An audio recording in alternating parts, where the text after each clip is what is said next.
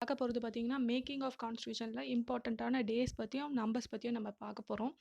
Okay, already வந்து making of constitution, அதாவது Indian அரசியலமைப்பு வந்து எப்படி உருவாச்சு அப்படின்றத ஒரு வீடியோ போட்டிருக்கோம். கொஞ்சம் ப்ரீஃபாக தான் எக்ஸ்பிளைன் பண்ணியிருந்திருப்போம். பார்க்க முடிஞ்சால் போய் பார்த்துட்டு வாங்க, ஈஸியாக ஞாபகம் வரும். ஸோ ஓகே, புரிகிற மாதிரி தான் இருக்கும்னு நான் நினைக்கிறேன். ஓகே, ஃபர்ஸ்ட் மீட்டிங் அப்படின்னு பார்த்தீங்கன்னா எப்போ நடந்ததுன்னு பார்த்தீங்கன்னா December 9, 1949. ஸோ ஃபர்ஸ்ட் 9, லாஸ்ட்டு 49ல் முடிஞ்சது. ஸோ நம்பர் வந்து ஞாபகம் வச்சுக்கலாம். 9 and 9 ஃபர்ஸ்ட் எண்டிங்கும் சரி லாஸ்ட் எண்டிங்கும் ஓகே. சச்சிதானந்தா சின்ஹா இவர் யார் அப்படின்னு பார்த்தீங்கன்னா டெம்பரரி பிரசிடெண்ட்டாக வந்து தேர்ந்தெடுக்கப்பட்டார் அந்த ஃபர்ஸ்ட் மீட்டிங்கில். இந்த மெம்பர்ஸ் எத்தனை பேர் அப்படின்னு பார்த்தீங்கன்னா பார்ட்டிசிபேட் பண்ணது 211. பிரசிடெண்ட், அதாவது இவர் தானே பிரசிடெண்ட். இந்த எப்படி இது தேர்ந்தெடுத்தாங்கன்னு பார்த்தீங்கன்னா இவர் ரொம்ப ஓல்ட் பர்சனாக இருந்தார். இப்போ பஞ்சாயத்தெல்லாம் பார்த்தீங்கன்னா பெரிய மனுஷனை தான் வந்து ஒரு தீர்ப்பு சொல்கிறதுக்குலாம் இருப்பாங்கள்ல, அந்த மாதிரி இது வந்து ஒரு ஃப்ரெஞ்ச் ப்ராக்டிஸ். ஓகேவா, ஃப்ரான்ஸ் நாட்டில் இந்த மாதிரி தான் ஒரு கான்செப்ட் முறையில் பெரியவங்களை வந்து ஒரு தீர்ப்பு சொல்கிற மாதிரி ஒரு தலைவராக வச்சுருப்பாங்க. அந்த மாதிரி சச்சிதானந்த சின்ஹா வந்து வச்சுருந்தாங்க. ஓகே, லீடர் மாதிரி.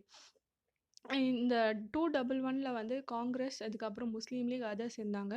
ஸோ இந்த காங்கிரஸ் வந்து ஜெயிச்ச கேண்டிடேட்ஸ் வந்தாங்க. அதுக்கப்புறம் பிரின்ஸ்லி அதாவது சுதேசி மன்னர்களாக ரெக்கமெண்ட் பண்ணாங்க இல்லையா, இவங்க எந்த இன்டைரக்ட் எலெக்ஷனில் கலந்துக்கல. ஸோ அவங்க ரெக்கமெண்ட் பண்ணாங்க, அவங்க வந்தாங்க.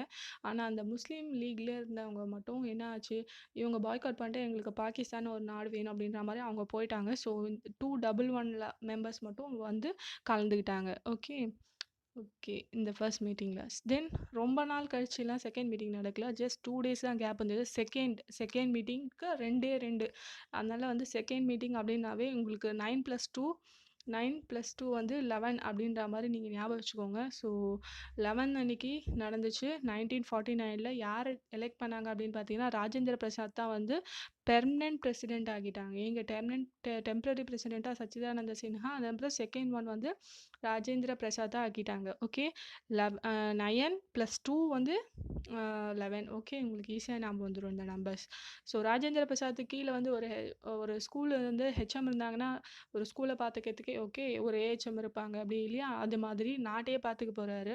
ஸோ ராஜேந்திர பிரசாத் கீழே யார் அப்படின்னு பார்த்தீங்கன்னா wise president HC Mukherjee and விடி கிருஷ்ணமாச்சாரி வந்து நியமிக்கப்பட்டாங்க. ஓகே, நெக்ஸ்ட் ஸ்லைட் போகலாம். இது புரிஞ்சிருக்கும்னு நினைக்கிறேன். ஓகே, நெக்ஸ்ட் பார்த்தீங்கன்னா ஆப்ஜெக்டிவ் ரெசல்யூஷன் பார்த்தீங்கன்னா 13 December 1946 அப்படின்ற டேட்டில் வந்து அதாவது தீர்மானம் கொண்டு வந்தாங்க. அதாவது குறிக்கோள்கள். ஆப்ஜெக்டிவ் ரெசல்யூஷன் அப்படின்னா பார்த்தீங்கன்னா ப்ரியாம்பிள் அப்படின்னு கூட சொல்லலாம். ஓகே, ப்ரியாம்பிள் 13 December 1946ல் இதை முன்மொழிஞ்சது யாருன்னு பார்த்தீங்கன்னா ஜவஹர்லால் நேரு தான் வந்து இதை ப்ரப்போஸ் பண்ணியிருக்காரு, முன்மொழிஞ்சிருக்காரு. ஒரு விஷயத்தை படிக்கணும் இல்லையா, நான் இந்த ரூல்ஸ் எல்லாம் கொண்டு வந்திருக்கேன் அப்படி சொல்லி மக்களுக்கெல்லாம் தெரியப்படுத்தணும் இல்லையா, அதை வந்து யார் வந்து அனௌன்ஸ் பண்ணுறாங்க அப்படின்னு பார்த்தீங்கன்னா ஒரு மேடை ஒரு பொதுக்குழுனா ஒருத்தர் அவங்கள பற்றி எல்லாத்தையும் சொல்லணும் இல்லையா, அந்த மாதிரி மைக்கில் சொல்கிறாங்கன்னு வச்சுக்கோங்க. அது வந்து சொன்னது பார்த்தீங்கன்னா ஜவஹர்லால் நேரு 13 December 1946ல் சொல்லியாச்சு. ஸோ 22 January 1947ல் ஜவஹர்லால் நேரு ப்ரப்போஸ் பண்ணதை யார் எடுத்துக்கிட்டாங்கன்னு பார்த்தீங்கன்னா கான்ஸ்டியூஷன் அசம்பிளி வந்து அடாப்ட் பண்ணிக்கிட்டாங்க. ஓகே, ஜவஹர்லால் நேரு ப்ரப்போஸ் பண்ணது கான்ஸ்டியூஷன் அசம்பிளி வந்து எப்போ வந்து அடாப்ட் பண்ணிட்டாங்க, அக்செப்ட் பண்ணி அடாப்ட் பண்ணது வந்து 22 Jan 1947ல் வந்து அடாப்ட் பண்ணிட்டாங்க. அதாவது சுதந்திரம் வரப்போகுது. ஸோ 26 Janல அதுக்கு முன்னாடி 4 days முன்னாடி. ஓகே, அதுக்கப்புறம் பார்த்தீங்கன்னா இந்த டே நீங்கள் நல்லா ஞாபகம் வச்சுக்கலாம். ஸோ 1949 26 November இது என்னன்னு பார்த்தீங்கன்னா நம்ம கான்ஸ்டியூஷன், அதாவது இந்தியன் கான்ஸ்டியூஷனால் அடாப்ட் பண்ணிக்கிட்ட டே அப்படின்னு இந்த ரெசல்யூஷனை வந்து இந்த ஆப்ஜெக்டிவ் ரெசல்யூஷனை வந்து இந்தியன் கான்ஸ்டியூஷன் எப்போ அடாப்ட் பண்ணிட்டாங்கன்னு பார்த்தீங்கன்னா 26 November 1949ல் வந்து அடாப்ட் பண்ணிட்டாங்க. இது வந்து கான்ஸ்டியூஷனல் டேன்னு சொல்கிறாங்க. ஓகே, இந்த டேவை வந்து கான்ஸ்டியூஷனல் டே அப்படின்னு சொல்கிறாங்க. ஓகே, அப்புறம் 26 Jan 1950 வந்து ஆல்ரெடி வந்து நேரு வந்து நம்மளுக்கு பூர்ண சுராஜ் கிடச்சிச்சு அப்படின்னு சொல்லிட்டு 1930ல் சொல்லியிருப்பாரு. ஸோ இதே டேட்டில், அதாவது 26 Janல, ஸோ அதுக்கான டேட்டை வந்து வெயிட் பண்ணிட்டாங்க. இவ்வளோ நாள் வெயிட் பண்ணிட்டோம், ஸோ நம்ம இன்னும் கொஞ்ச நாள் வெயிட் பண்ணி அந்த டேட்லேயே வந்து ஒரு சென்டிமெண்ட்லாம் இருக்கட்டும் அப்படின்ற மாதிரி சேம் டேட்காக வெயிட் பண்ணி அந்த டேட்டில் வந்து இவங்க ஆப்ஜெக்டிவ் ரெசல்யூஷனை வந்து அந்த நடைமுறைக்கு கொண்டு வந்தது இந்த நாளில். ஓகே, நெக்ஸ்ட் ஸ்லைட் போகலாம். அதுக்கப்புறம் பார்த்தீங்கன்னா இந்த நேஷ்னல் ஃப்ளாகு, அதுக்கப்புறம் நேஷ்னல் ஆந்தம் சாங் இதெல்லாம் எப்போ இதுதான் நம்மளுக்கு நேஷ்னல் ஆந்தம், இதுதான் நம்ம நேஷ்னல் சாங்கு, இதுதான் நம்ம நேஷ்னல் ஃப்ளாக் கலர், இந்த மாதிரி தான் நம்ம நேஷ்னல் ஃப்ளாக் இருக்கும் அப்படின்றத வந்து ரெகக்னைஸ் பண்ணது எப்போ அப்படின்னு பார்த்தீங்கன்னா, எல்லாரும் அக்செப்ட் பண்ணிக்கிட்டு எப்போ பார்த்தீங்கன்னா ஜூலை 22, 1947 வந்து நேஷ்னல் ஃப்ளாக் வந்து ரெகக்னைஸ் பண்ணாங்க. அப்புறம் ஒரே டேட்டில் வந்து national anthem, national song and first president elect பண்ணாங்க. ஸோ 24 ஜான் 1915 பார்த்தீங்கன்னா நேஷ்னல் ஆந்தம், அதுக்கப்புறம் நேஷ்னல் ஆந்தம் என்ன ஜனகணமன, நேஷ்னல் சாங், அதுக்கப்புறம் ஃபர்ஸ்ட் பிரசிடென்ட் யாருன்னு பார்த்தீங்கன்னா ராஜேந்திர பிரசாத் வந்து எலெக்ட் பண்ணாங்க. ஓகே, இதுவும் உங்களுக்கு மறக்காதுன்னு நினைக்கிறேன். நெக்ஸ்ட்டு பார்த்தீங்கன்னா ஒரு கான்ஸ்டியூஷன் அசெம்பிளி முடிஞ்சிருச்சு.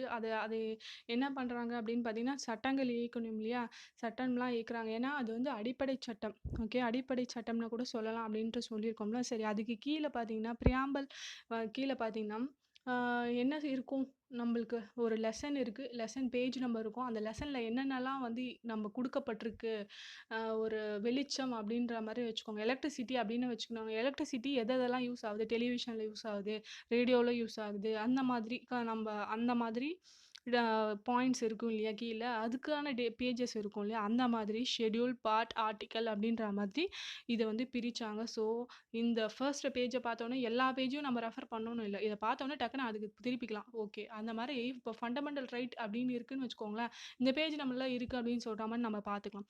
அந்த மாதிரி இது கீழே என்னென்னலாம் இருக்குது அப்படின்றத பற்றி பார்க்கறதுக்காக இந்த ஷெட்யூல், பார்ட், ஆர்டிக்கல் அப்படின்ற மாதிரி பிரித்தாங்க. ஸோ ஷெட்யூல் அப்போ வந்து பிகினிங்கில் பார்த்தீங்கன்னா 8 இருந்தது, அதுக்கப்புறம் இப்போ பார்த்தீங்கன்னா 12 இருக்குது. ஸோ 4 எக்ஸ்ட்ராவாக கூடி இருக்குது.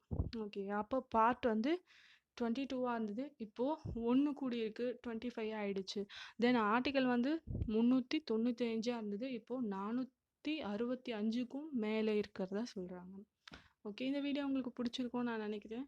இந்த வீடியோ பிடிச்சிருந்தா ஷேர் பண்ணுங்கள், லைக் பண்ணுங்கள் அண்ட் சப்ஸ்கிரைப் பண்ணுங்கள். தேங்க்யூ.